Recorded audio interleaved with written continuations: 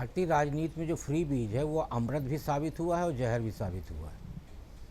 कई राज्य हैं जहां अमृत साबित हुआ है, उसमें मध्य प्रदेश भी है, झारखंड है, महाराष्ट्र है, लेकिन दिल्ली में जहर साबित हुआ है। दिल्ली में अरविंद केजरीवाल जी की तरफ से फ्री बीज में कोई कमी नहीं रखी गई, लेकिन वो लाभकारी नहीं हुआ, परिवर्तन हो गया।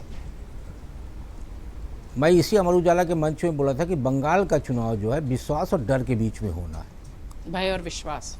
और आज पूरा चुनाव आप देखिए जो पहले फेज का हुआ उसी पे हुआ है। और जो बाकी युद्ध हुआ वो बिल्कुल अमेरिका और ईरान की तरह था।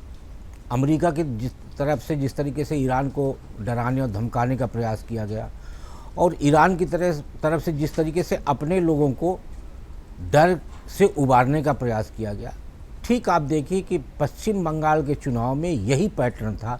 भारतीय जनता पार्टी पहली बार अपने मतदाताओं, अपने कार्यकर्ताओं, अपने समर्थकों को डर से उबरने का संकेत दे रही थी, और तृणमूल कांग्रेस की तरफ से हर संभव ये प्रयास किया गया कि डर का माहौल कैसे कायम रहे।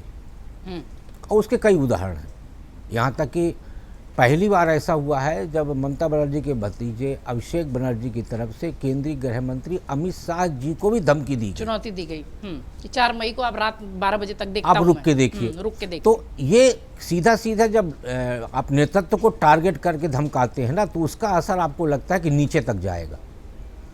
लेकिन चुनाव आयोग की तरफ से इस बार सुरक्षा बंदोबस्त जो किया गया, और उसके बहुत सारे सामने भी आए उदाहरण कि बूथ के पास लोगों का नहीं पहुंचना, मतदाताओं का निर्भीकता के साथ वोट करना, ये सारे सिम्टम, और वोट परसेंटेज बढ़ना, कितने प्रतिशत कट गए और कितने प्रतिशत बचे, उनको अलग करके जो मौजूदा वोटर, यदि हम उस पर बात करें तो हम पाते हैं कि वोट प्रतिशत बढ़ा है, और अभी तक वोट प्रतिशत जो बढ़ा है उसके दोनों तरह के परिणाम आए, लाभकारी भी और हानिकारक भी। लेकिन जो पश्चिम बंगाल की स्थितियां हैं उसमें हमें लगता है कि ममता बनर्जी के लिए हानिकारक इसलिए साबित हो सकता है क्योंकि 15 साल के जो सत्ता विरोधी माहौल है उसको काउंटर करने के लिए उन्होंने एसआईआर को जैसे शीर्ष पे ला के खड़ा किया। वो एसआईआर का मुद्दा काउंटर इसलिए हुआ कि बाहर बैठा हुआ मतदाता भी, मुझे लगता है पहली बार इतनी बड़ी संख्या में पहुंचा है वहाँ वोट करने। और दूसरी बात जो महत्वपूर्ण है वो ये है कि जिस तरीके से मुस्लिम वोटर एकमुश्त होकर पश्चिम बंगाल में वोटिंग करता था, पहली बार हिंदू वोटर भी उसी अनुपात में निकल के वोटिंग किया। तो ये जो वोटिंग का पैटर्न बदला है, वो पैटर्न कहीं ना कहीं मुझे लगता है सत्ता पक्ष के लिए घातक साबित हो सकता है।